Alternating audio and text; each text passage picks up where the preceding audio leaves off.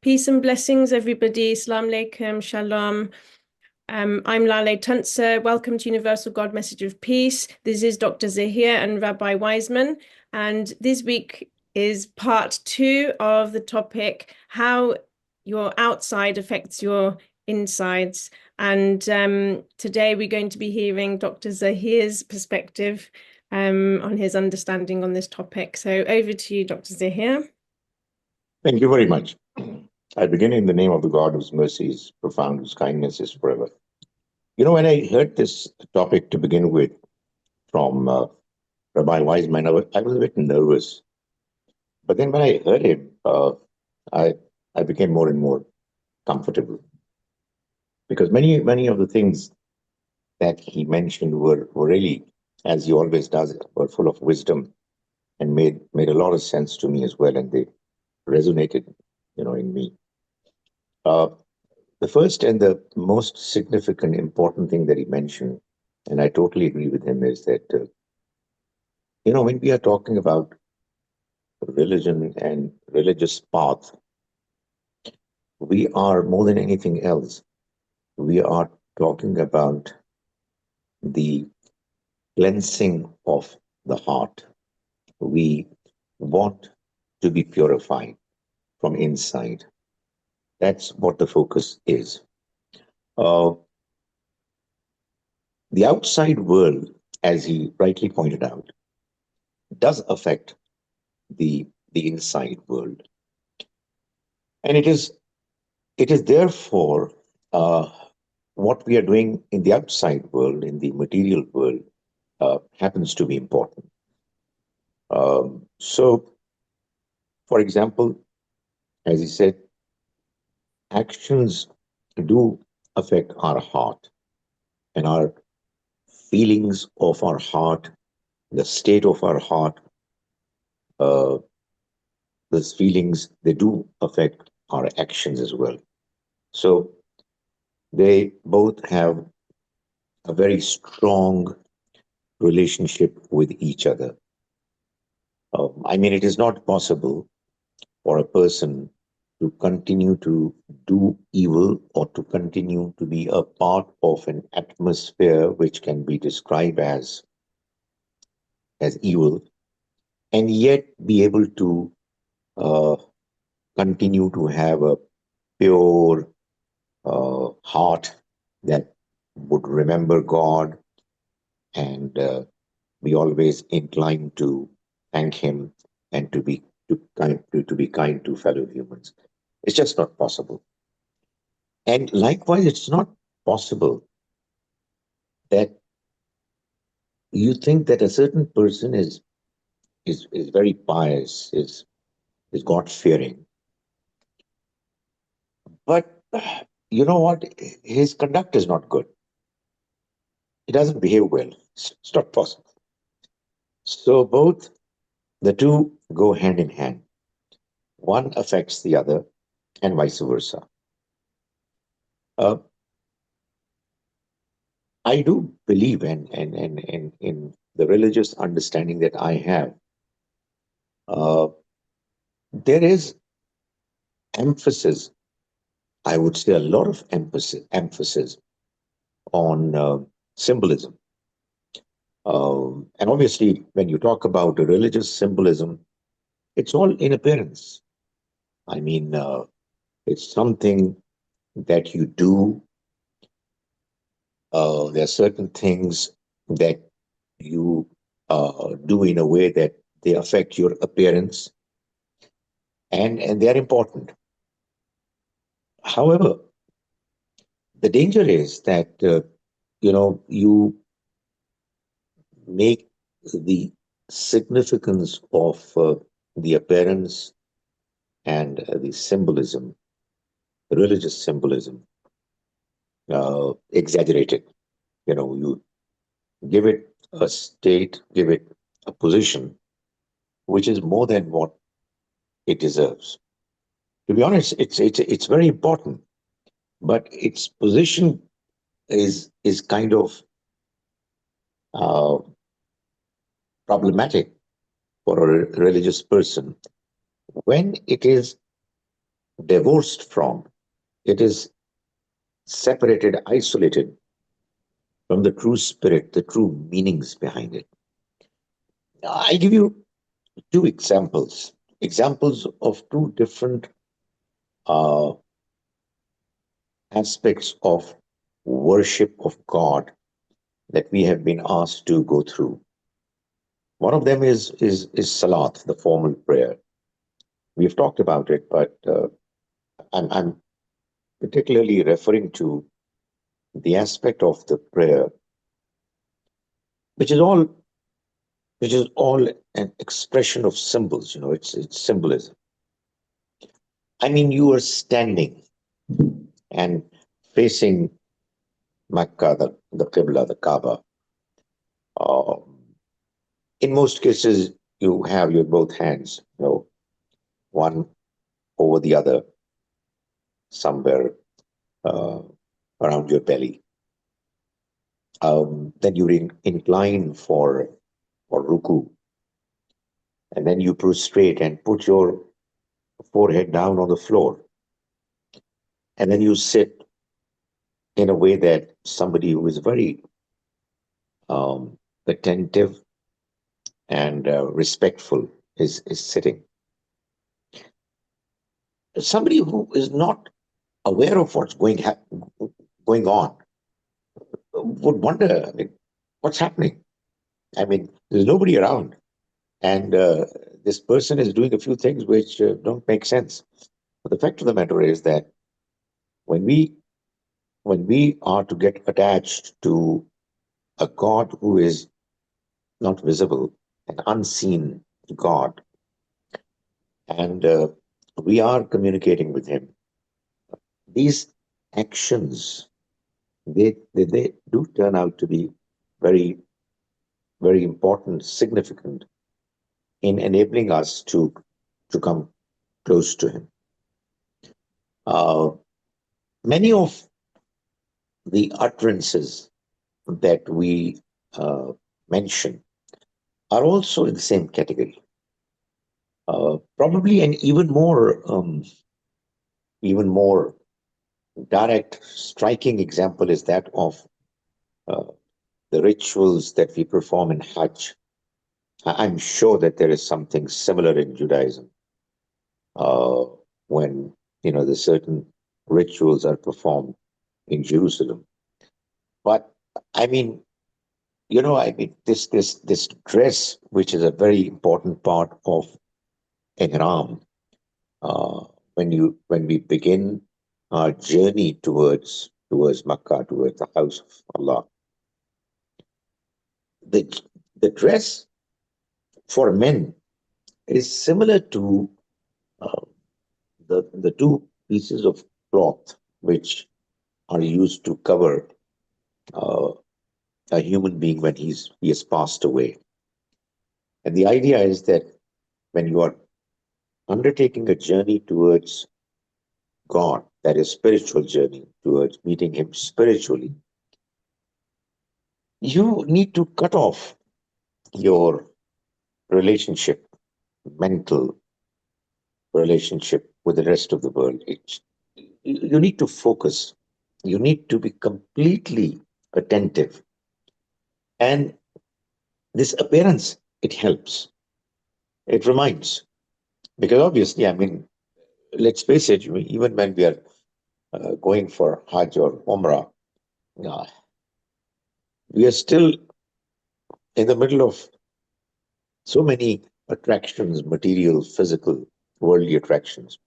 And to be honest, it doesn't impress me a lot when I go to Mecca and find, to my disappointment, that here I am facing the house of God, and not very far are those tall, massive buildings, which are, I mean, distracting.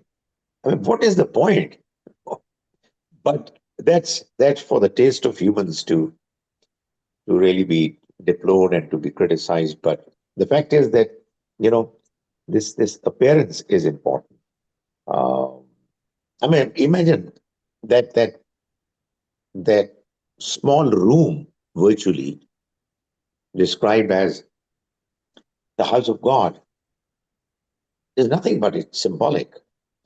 And it's so profound in its effect that even though we all know that really is a small structure constructed by uh, two great chosen uh, prophets of the Almighty, Abraham and his son Ishmael.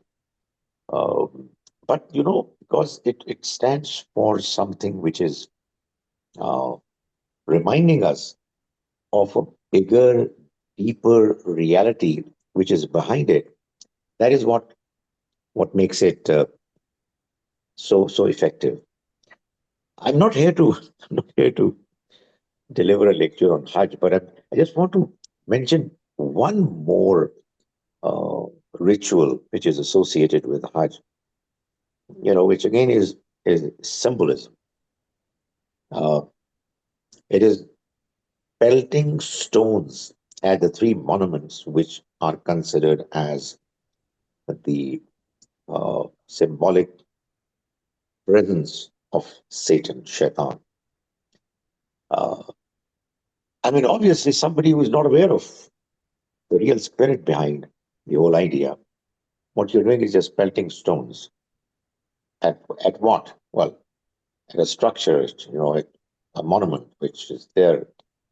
But the fact of the matter is that if you have the real spirit in your mind, then you're actually telling yourself that I'm going to fight against Shaitan, against all evil. And here goes my stone to strike against whatever evil is there in this world, whether in the outside world or more importantly, what is there inside me. Now, honestly, the trouble is that even though there's no doubt about the fact that appearance, that external world, the way it is to be seen, to be made to appear, is very important, particularly when you're talking about uh, your dress or other acts that you do for the sake of religion. But the trouble is that very often, and it's very disappointing, very often the real spirit is lost, and you're just involved in doing something which makes you appear different from others. And that is exactly what I'm going to briefly talk about now. You know, appearance and a particular appearance has its own advantages, but we must not forget the reality that it has some potential disadvantages. I would call them evils as well, which we should be uh, fully cautious about. Looking at the advantages, some of them I've already mentioned, but the one or two things I would also add to what I've already said. Um, when you have a certain appearance, and there are many others around you who have likewise the same appearance as you have, and it is different from others. It helps you to have a feeling of belonging to a group. And if the group is good, is pious, you get the confidence that you need, at least at the beginning of your spiritual journey. And I must mention it, that to begin with, when I started getting inclined towards religion, I had a feeling that it's not going to be easy. There were challenges, and I felt that there are some threatening uh, invitations uh, that I'm getting from everywhere that are threatening my spiritual journey. And honestly, this beard, and well, at that time I used to have cap similar to Rabbi Wisemind's cap. It really helped. I mean, it helped me because I was a teenager, um, and I had friends, but somehow, as soon as my friends realized that this man has actually changed, and obviously the only reason they felt that I was changed was the change they saw in my appearance, and that was good enough a reason for them to decide that from now on we're not going to ask him to get involved with us in things that are not desirable, not morally, religiously uh, acceptable. So it was a great help. I mean, honestly, had that initial protection not been provided to me in my journey of, call it faith or my spiritual journey, I wouldn't have been easily distracted. I didn't have to begin with. Why I still don't have a lot of strength or determination. But at that time, the determination was only beginning to find some strength. Uh, and it really goes to the credit of, apart from some other factors, to change in the way I appear. Uh, so I mean, I can't uh, completely reject the idea that appearance uh, makes a difference. It does make a difference. It did make a difference in my life, and to that extent, I'm really thankful. But there is a flip side to it, um, as indeed in all cases, which humans they contrive. There are some advantages, and then there are some disadvantages, and it's always very difficult. And I always believe that the most difficult thing in life is to have a balance. To be an extremist, I'm telling you, is an easy thing to do. To begin with, it's difficult. Then you are completely cut off from everybody else, and you are doing what you want to do, and you don't bother about the fact that it's disturbing others, it's causing others to be harmed. They don't like you don't bother.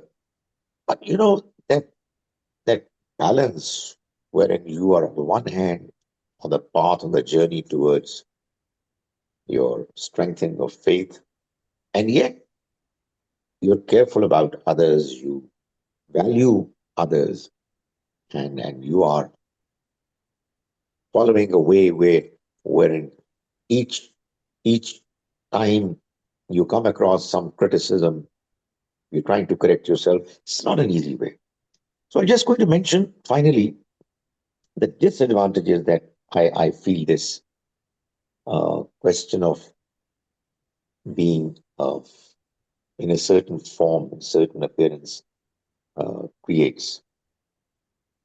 Uh, one big problem is that no matter what religion you belong to, what religious appearance you take,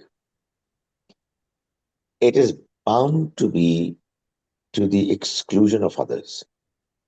So, you're actually you're actually declaring that you're different from others.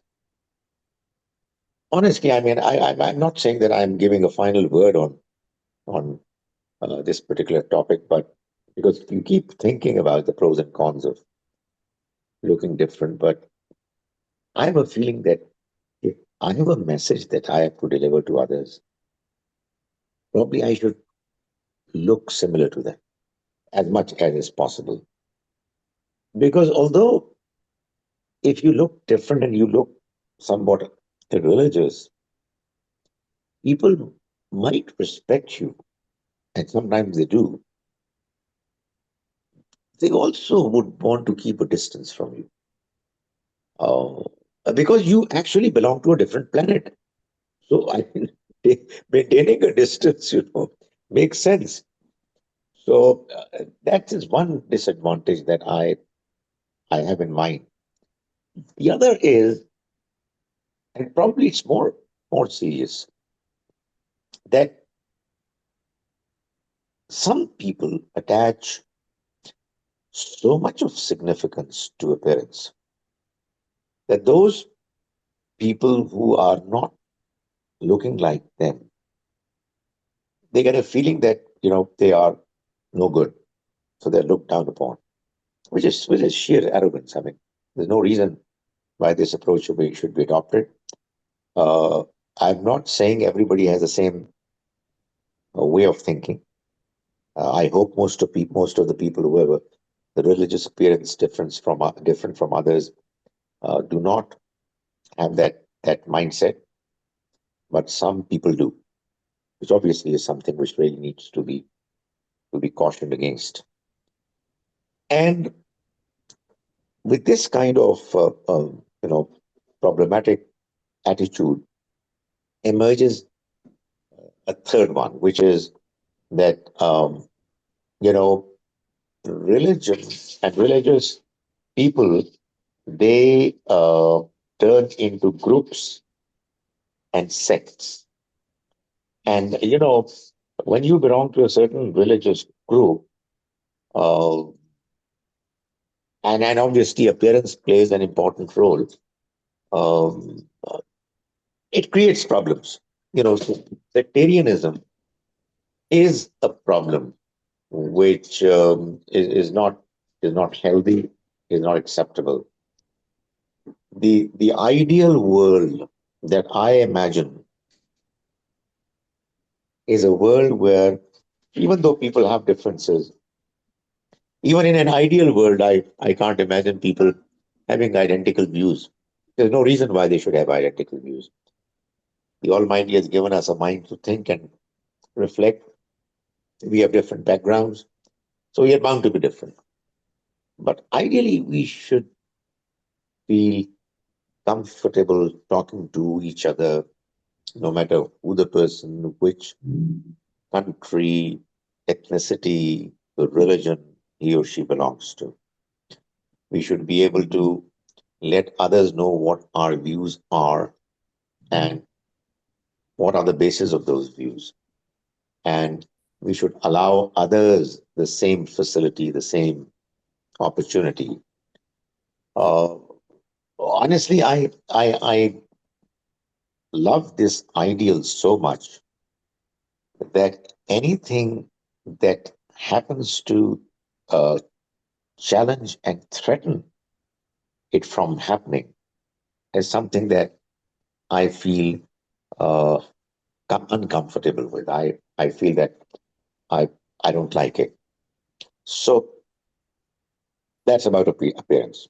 But there's nothing else that I want to say. Thank you very much for your very patient listening. Okay. Oh. So can I tell a story? Please, Uh, please. there's a great story about this, and as you were talking, I was thinking of the story when it comes to kind of the way that we give value to this. The story that there was a rabbi, he was a very famous rabbi, the Baal Shem Tov. He was one of the great Jewish mystics, and he decided to become a beggar. And he wanted to just meet with ordinary people, just and for his own spiritual development. So he just went, and for a couple of years he just traveled from synagogue to synagogue, and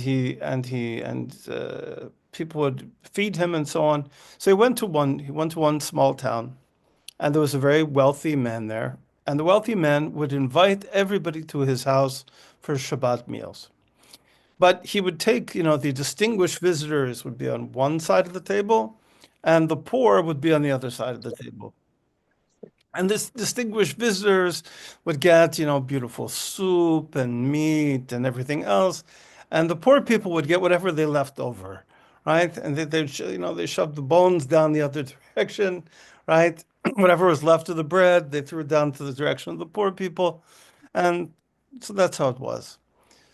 So this same rabbi, he came back to that town a few years later, and now, of course, he was dressed and he's wearing this a beautiful rabbinic robe. You know, he's wearing a beautiful robe, brocade robe, and the rich man saw him and invited him to his house. He says, "Please, Rabbi, come to my house." He invites him to his house and sits him at the good head of the table, right? Sits him right next to him, and he comes and he brings him a beautiful bowl of soup.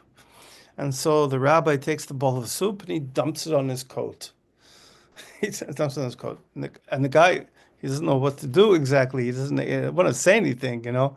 Because, okay, but okay, fine. So now he brings the chicken and he takes the chicken and he dumps it on his coat. And he keeps bringing food and he keeps dumping it on the coat. Finally, he says, Rabbi, I have to ask you, why do you keep dumping the food on your coat? He says, well, because I came to your house a few years ago and I was a beggar and I sat over in that seat over there. Says, and that time, you know, you gave me nothing but bones and crumbs. And now I'm sitting on this end of the table, right? And you're giving me all of this wonderful food. And the only difference between me now and me then is this coat. So I figure it must be the coat that you want to give honor to. You know, it must be the coat. So That's a good story. Yeah, absolutely, absolutely. That's true. Uh, That was amazing to hear. Thank you so, so much. And thank you, Rabbi Wiseman, for that lovely story, full of wisdom. Do you have any questions for Dr. Zahir, Rabbi Wiseman? Oh, you've frozen.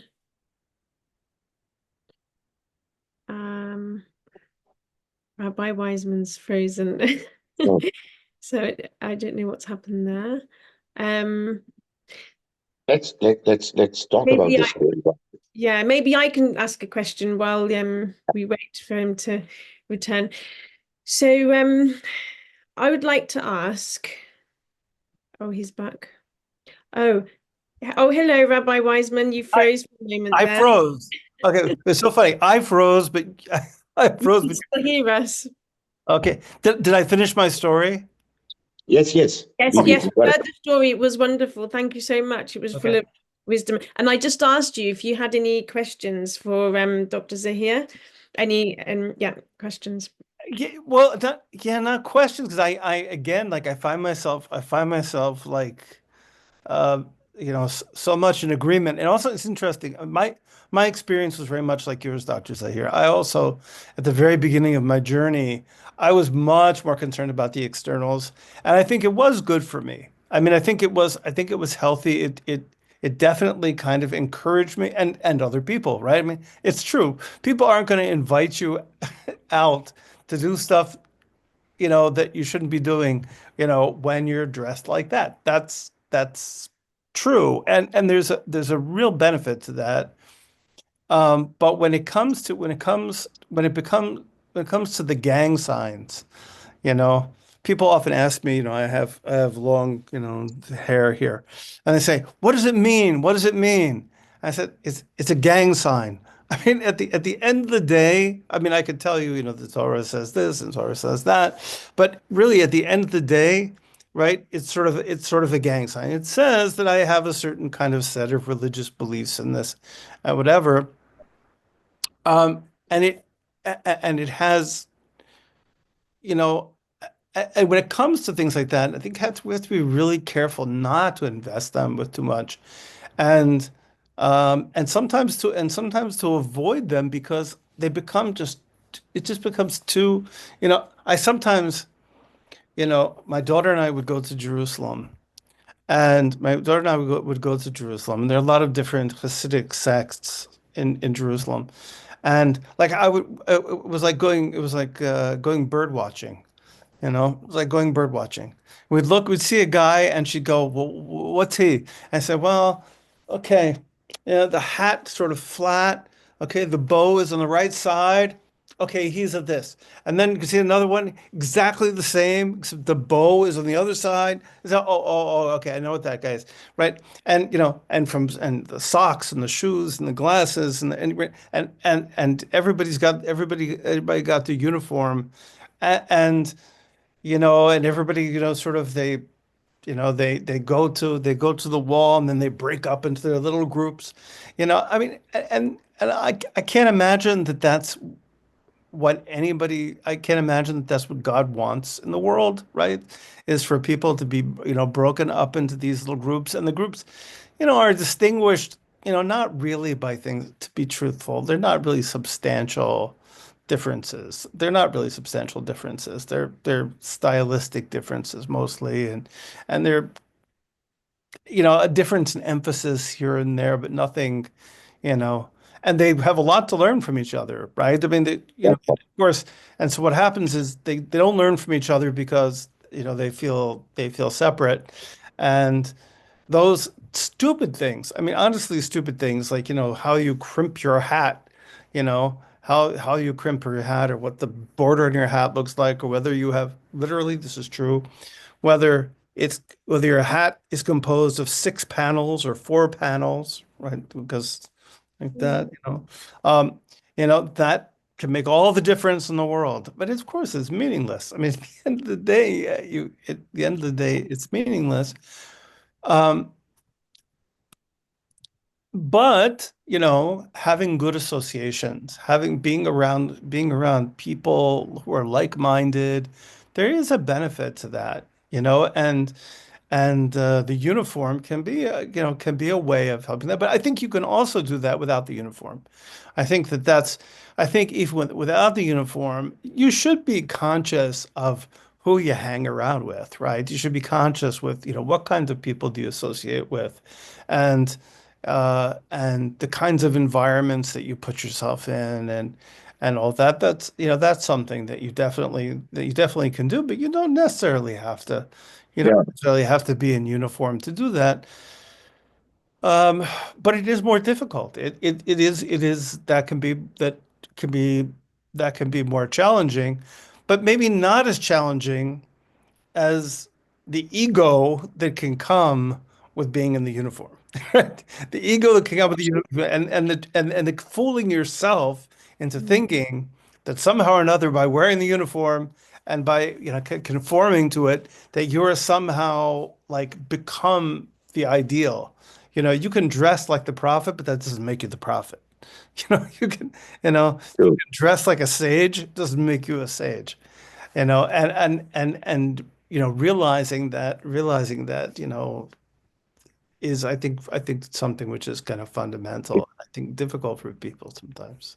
it is indeed. And I while you were mentioning uh, this particular aspect of the subject, there were two things coming to my mind. I'm not too sure whether you've gone through that kind of experience within Jews, but I do find it among some of our people. Uh, you know, if you have a particular appearance which is known to be religious in nature, it does help, as you rightly said, in staying away from many evils. But there are people who, even with that kind of appearance, no problems in indulging in evil. Oh yeah. So they, Oh they, yeah. they are able to overcome that barrier Oh, as oh well. yeah. Oh yeah. Yeah. Yeah. But No, that's I'll tell you something even worse, which is right. which is horrible. Yeah. That there are some evils. I think probably it would be fair to say unthinkable, unthinkable for a Yeah. non-religious person, generally speaking, which are committed by these religious people as a group. Not all of them. Some of them do it. Others defend. Yeah. Because, when you have formed a gang, as you rightly said, when you are a gang, then no matter what, you will defend its members, and any criticism coming from the outside, which is Yeah, which is completely counterproductive from a religious, right. spiritual point of view. Yeah. Yeah, the gang mentality. Yeah, oh well, yes, we have this. Yeah, I mean, yeah, the worst thing, right? It's much better if you're gonna if you're gonna do bad stuff, like really it's much better not to be wearing the garb, right? Not to wearing the uniform because it's then it becomes you confuse people and you confuse people, you anger them, and they and it forces listen, it forces us to ask the question of, why didn't the externals make people better? Sometimes it Yeah, doesn't. Sometimes sometimes all of the things that people do that constitutes kind of the religious life, yeah, just don't impact the character. That happens. I mean, and there are people who just they do things on the outside, but it does not impact their character, and that's just the way it is. That there is that, and then the fact that the gang comes to defend that, that's a whole secondary. That's a whole secondary question, you know, and a very sad one. Of course, and when people who are not religious see all this, they're looking and they're saying, "Well, why would I want to have anything to do with this?" Right? Because these people are no better than I am. And in fact, at least if I did something wrong, or if somebody in my community did something wrong, I would admit it. You know, and here that's these right. people, are incapable of admitting they're wrong, and that's really a problem. I mean, um, yeah, it definitely happens. It definitely happens. I used to have I Yeah. had a family member who used to, every time anybody who looked like me got arrested, they would send me the picture, and like, so I would get in the mail, another one. And I was like, "Yeah, yes, I understand. Uh, The worst part of it was that uh, immediately after 9/11, all people who looked like the terrorists, anybody who appeared like Osama bin Laden. In fact, the name Osama, it was banned and was condemned and was not allowed anybody carrying that name to travel to United States of America. But the worst thing that happened was that, oh my goodness, I mean, it's not funny. It's really serious that we know that there were people who were killed because they were similar to those who it is alleged who carried out that ghastly act. But there was a Sikh, at least one, oh yeah, because Sikhs do have the same kind of yeah, long and a beard. turban. Yeah, Who acted their turban, and he got killed, yeah, yeah, mistaken for being a Muslim. yeah. So I mean, it's very very strange, this It world. happened. It happened that it happened in many places in the United States. Yeah, Yeah, even I, g- yeah, people are, yes. Well, after 9/11, everything got pretty crazy. I yeah. I got pulled over. I got pulled over. I wear a white knit kippah on Shabbat. It's a gang sign actually, and it's a kind of gang sign. And it was after Shabbat, and I was driving, and I was stopped, and this is after 9/11. Um, and no, three times after 9/11, I got stopped, and I certainly don't look Muslim, except for the fact that I have a beard and I cover my. That was enough. That was enough. I mean, it was quite it was quite strange. But yeah, that it changed. This is maybe another topic. I mean, 9/11 changed a lot about the way, not just the way people see Islam, but I think also the way people see religion. Really. I think that people's perception of religion changed Yeah. after 9/11, and people sort of looked at it and said, wow, this is really, this is really a corrosive force. Yeah. And Yeah. I think it, in general, it kind of made people kind of look and think, wow, and these are all people who can go south, like, You know, and when I searched for your name in social media, there was this mention about you that he is a jihadi rabbi. the jihadi rabbi, yes, jihadi Jew, yes, yeah. Well, yeah, that was probably not like the best move. I, that was, that I chose jihadi Jew as my that was actually my post 9/11 gift to young Muslims, because the poor, the generation of young Muslims who grew up in the wake of 9/11, had to hear, that word thrown in their face all the Yeah. time. And Yeah. so I decided that I would make it edgy.